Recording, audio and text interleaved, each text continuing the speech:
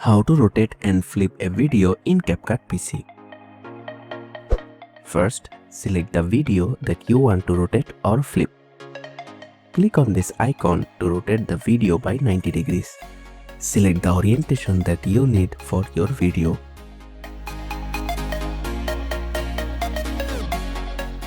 If you want to rotate manually, then go to the video section from right side. Under the basic tab, find the rotate option. Here you can rotate manually.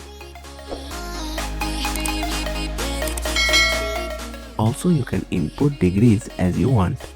Now to flip a video, click on the icon that looks like two triangles to flip the video. So that's how you can rotate and flip a video in CapCut PC. Thanks for watching.